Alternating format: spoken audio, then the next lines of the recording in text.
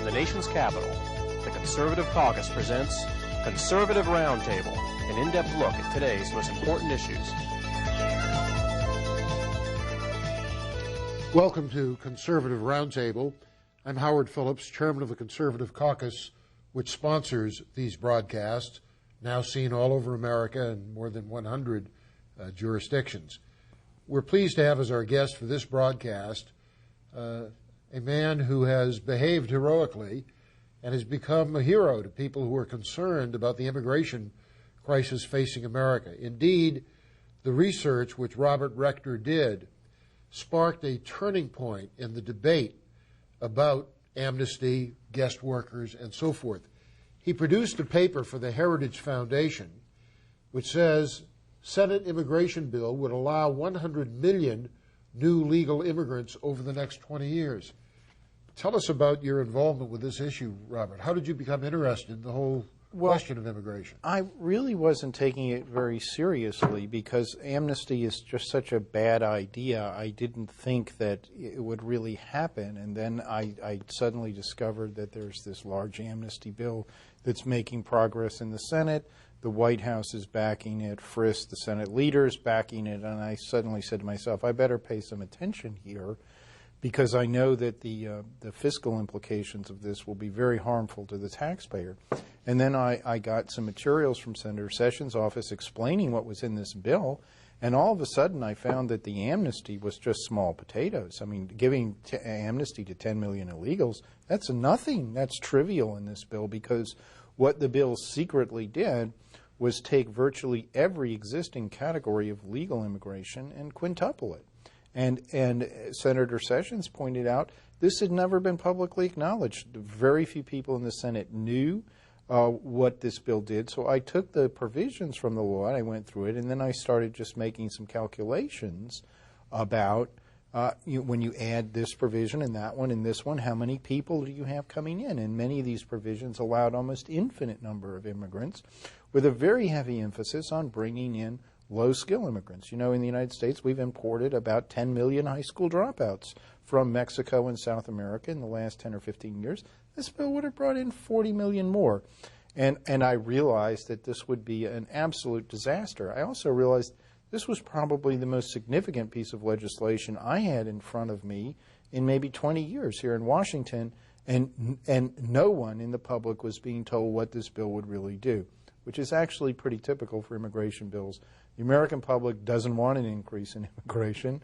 It doesn't really want amnesty. It doesn't want a bunch of people that are going to be a burden on the taxpayer. So if you're going to increase immigration massively, you're going to bring in people that are going to be on welfare and are going to cost the taxpayer a whole bunch, you better do it in secret.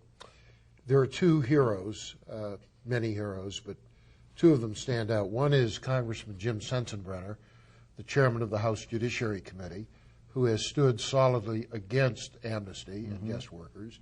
And the other is Jeff Sessions, to whom you alluded, who has been wonderful in, excuse me, in discussing the issue.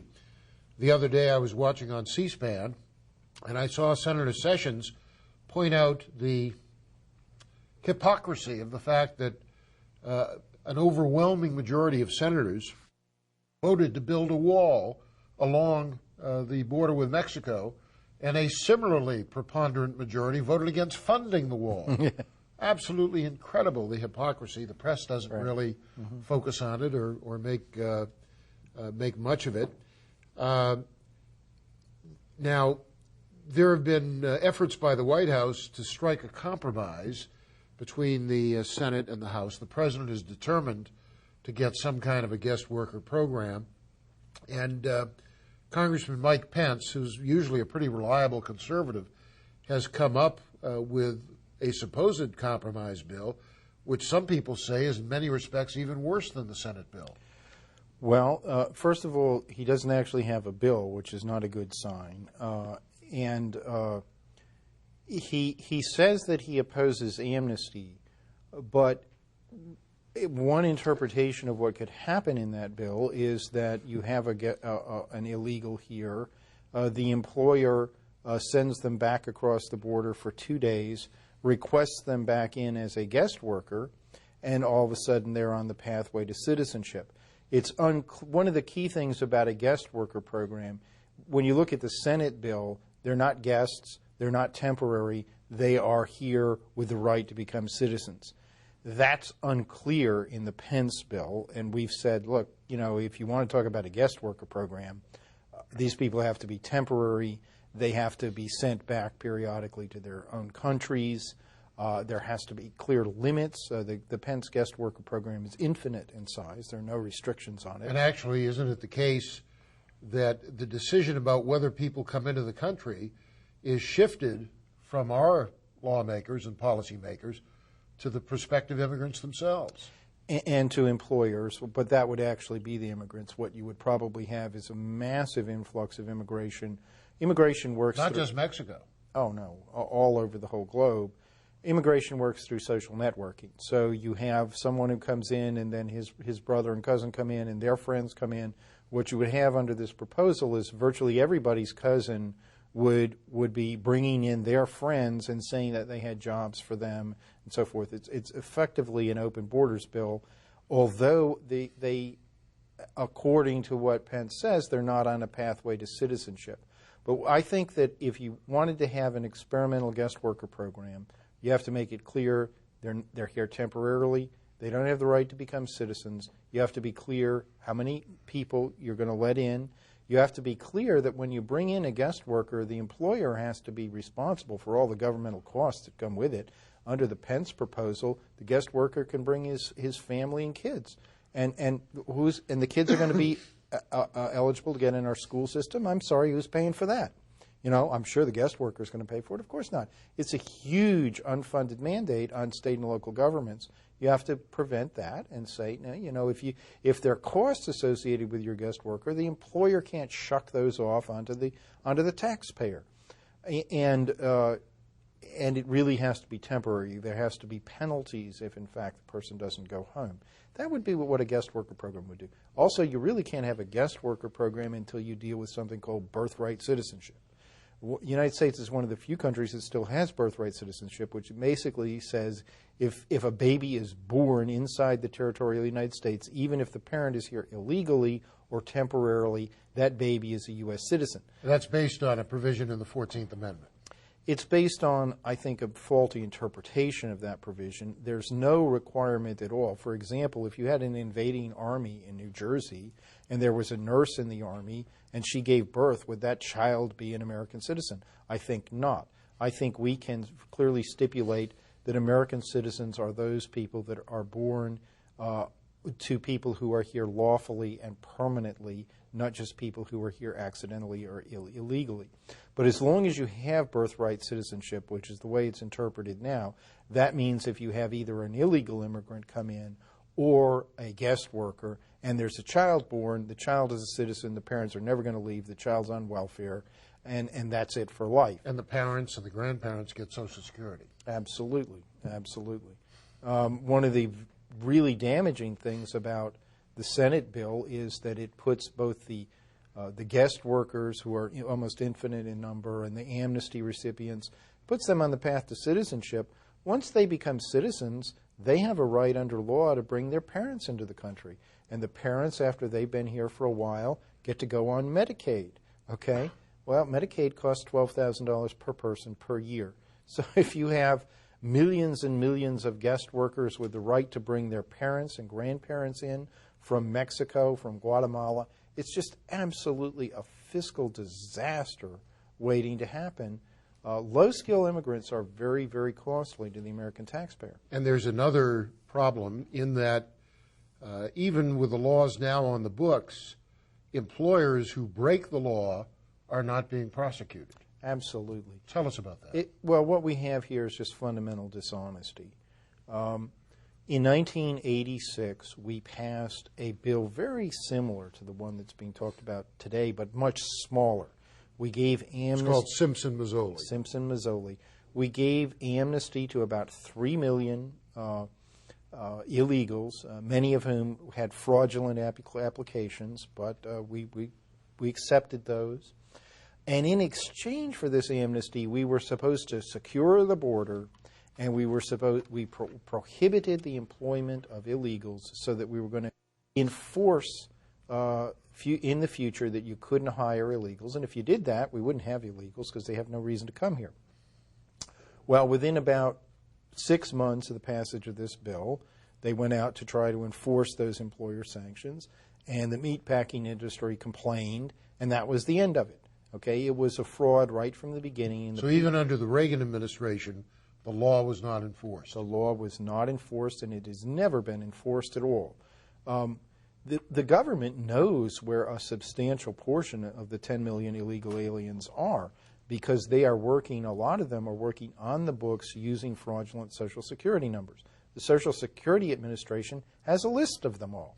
It doesn't share that with Homeland Security, and it doesn't require that the employers fire these people, even though it's perfectly clear that there are millions of these people already on the record, and we know that they're illegals. Robert, we're going to have to take a break for some messages. Please stay with us, and when we come back, I'm going to ask our guest, Robert Rector, about the problem of crime relating to illegal aliens, about the fact that when we see demonstrations against the United States in favor of Mexico, with the Mexican flag being waved, and when we hear talk of a national strike by immigrant workers, illegal and otherwise, it isn't generally known that many of the people organizing those rallies and events work for organizations that are subsidized with your tax dollars. Stay with us. We'll be right back.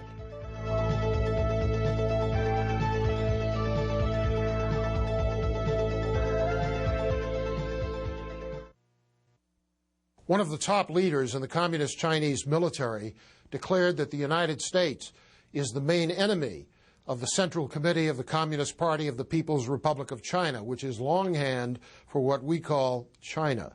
We have been building up our enemy, if that is a reciprocal term, by giving them most favored nation status and membership in the World Trade Organization. Last year alone, that gave them an $84 billion advantage in money which is fungible. And as a result of the extra money they have, they're not only taking jobs from the United States, they're increasing their military budget by 17% a year. It's time to stop sending technology and dollars to Communist China. The Conservative Caucus, www.conservativeusa.org or 703-938-9626. Face the Truth is a production of the Conservative Caucus and is seen twice monthly on the station you are watching.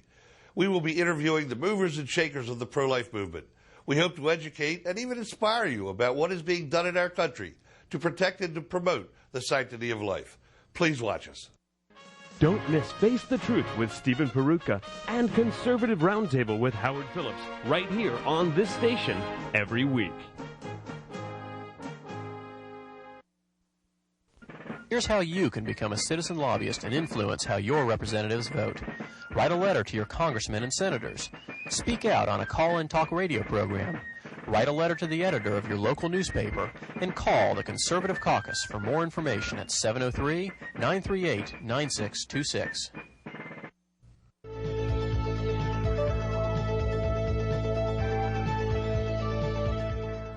Welcome back to Conservative Roundtable. I'm Howard Phillips. Our guest is Robert Rector of the Heritage Foundation. We're talking about immigration. Robert, tell me about some of the other aspects of the immigration issue. But first of all, what happens if no law is passed? Are there laws on the books now which could deal with the crisis of border security, illegals, employers hiring illegals? Yes, what can be done now? I believe there are laws on the books now. It's currently illegal to hire illegal aliens. The Bush administration has had the worst enforcement record of any president on that issue. What they need to do is go out and penalize employers. They know exactly who these people are. They can go out and start to penalize them. If they did that, the employers would stop hiring, and a lot of the illegals would simply go home. Again, There are millions of Social Security of illegals working with fraudulent Social Security numbers. They're all known to the Social Security Administration. The administration could simply go back and really seriously say to employers, you've got someone here with apparently fraudulent documents. You have to either resolve this or terminate it. I don't think that requires new law at all.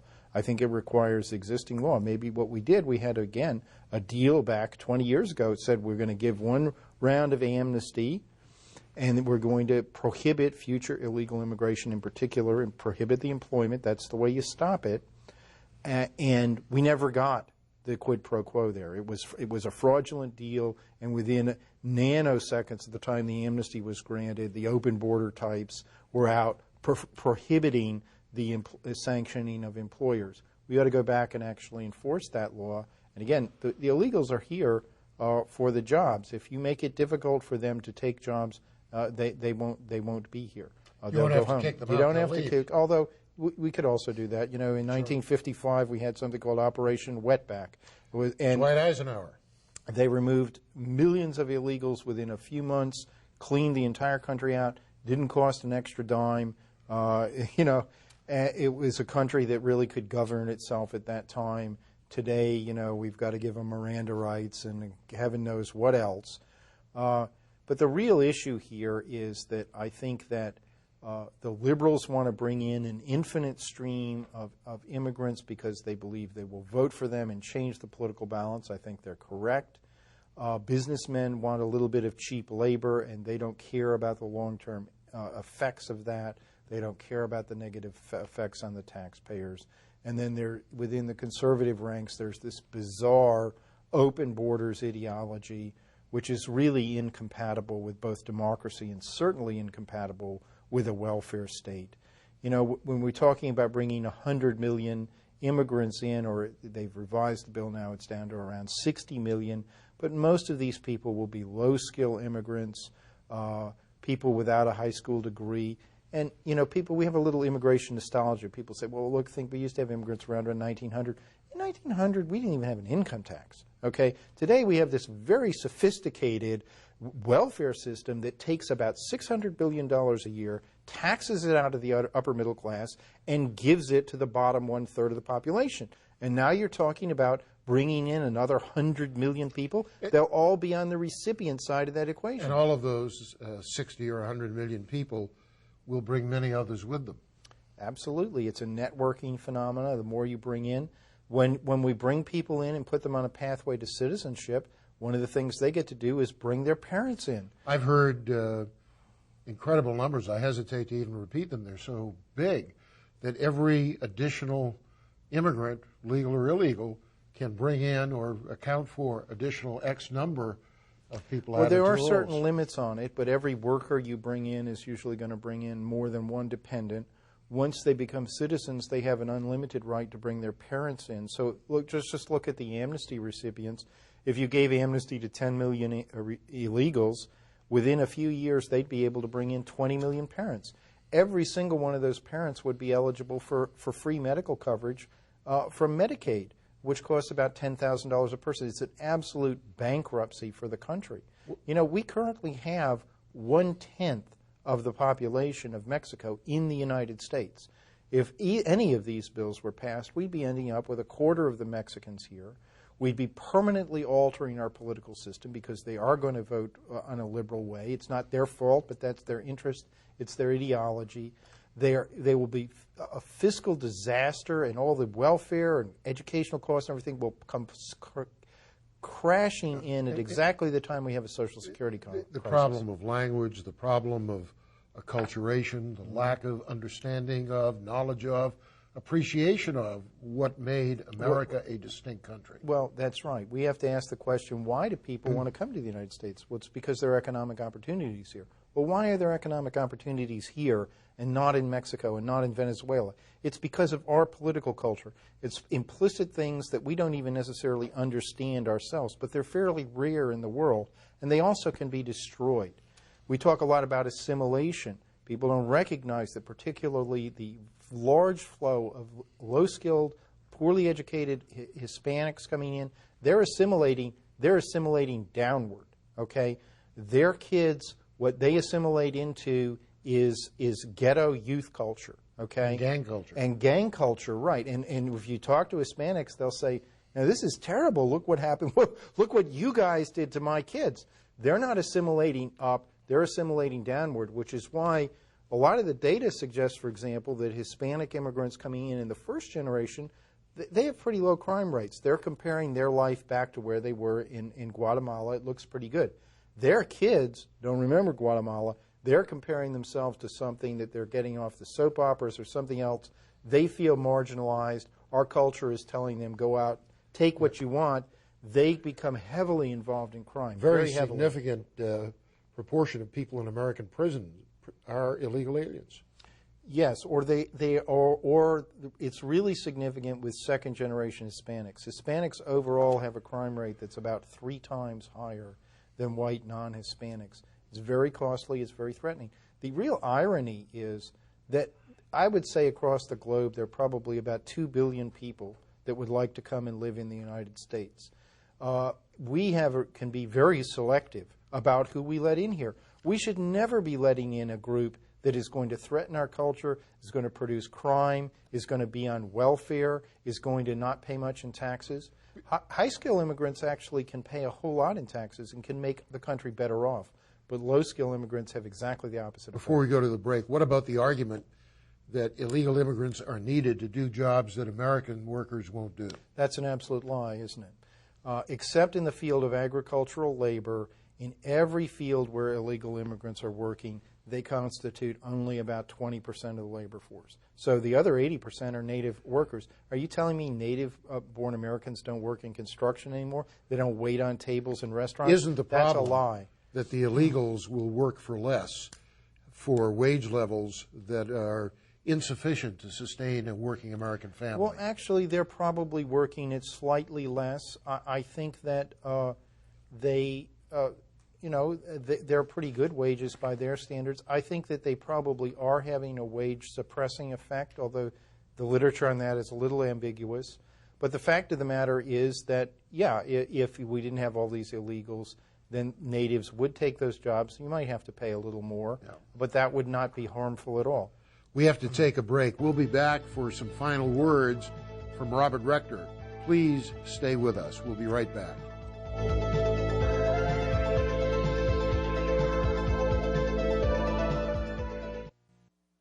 Face the Truth is a production of the Conservative Caucus and is seen twice monthly on the station you are watching. We will be interviewing the movers and shakers of the pro-life movement. We hope to educate and even inspire you about what is being done in our country to protect and to promote the sanctity of life. Please watch us. Don't miss Face the Truth with Stephen Peruka and Conservative Roundtable with Howard Phillips right here on this station every week. The very first clause in the Constitution, Article 1, Section 1, immediately following the preamble, asserts that all legislative powers herein granted shall be vested in a Congress of the United States consisting of a Senate and a House of Representatives. All legislative powers, that means you cannot give other entities the power to legislate, not the United Nations or the World Bank or the International Monetary Fund or the federal judiciary or regulatory agencies or federally funded private organizations. If you're going to stick to the Constitution, only the Congress can make policy, and the Conservative Caucus works to assure that Congress will more nearly conform to the Constitution. The Conservative Caucus, www.conservativeusa.org, 703-938-9626.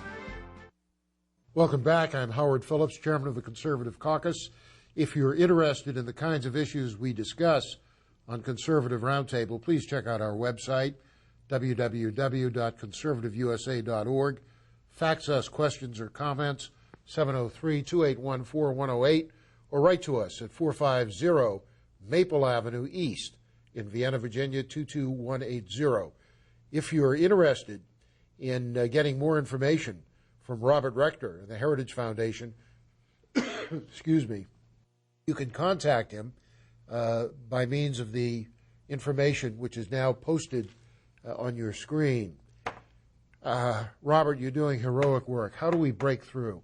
How do we get more people to understand the facts? I think we have to really just publicize the facts about the dangers of unlimited immigration, and particularly low-skill immigration. The bill that went through the Senate was really a stealth open border bill. It effectively allowed almost unlimited immigration in the future, and that will tip the political balance in the United States. Each low-skill immigrant that they bring in will cost the taxpayers about $100,000 over his lifetime. And also, it changes our culture, clearly. The types of immigration flow we've had in recent years are hugely increasing our crime rates. It's generally a disaster. It's not wanted by the public. This is clearly an issue of Washington elites, big business, certain lobbying groups and so forth, working behind the scenes to produce legislation that the American public doesn't want. And unfortunately, the president has been promoting it. Are there any presidential candidates seeking the Republican nomination who've been on the right side of this issue? Well, there have been a ton of them on the wrong side. There's John McCain, who's absolutely in bed with Ted Kennedy on this issue. Frist, unfortunately, did the White House bidding and pushed this horrible bill through the Senate. Allen of Virginia was a good one on the other side of opposing most of the bad things in here. And of course, there's Tom Tancredo, who's been a real hero on this issue. I'm sorry we have to end the conversation. There's a lot more to discuss. But once again, I think every American owes you a big thank you for the tremendous research you've done for so many years, and for the report that the Heritage Foundation issued under your authorship. I know it made a difference with many members of the House and the Senate, and certainly with grassroots leaders around the country. Keep up the good work, Robert, and thanks for being our guest. Thank you. God bless you.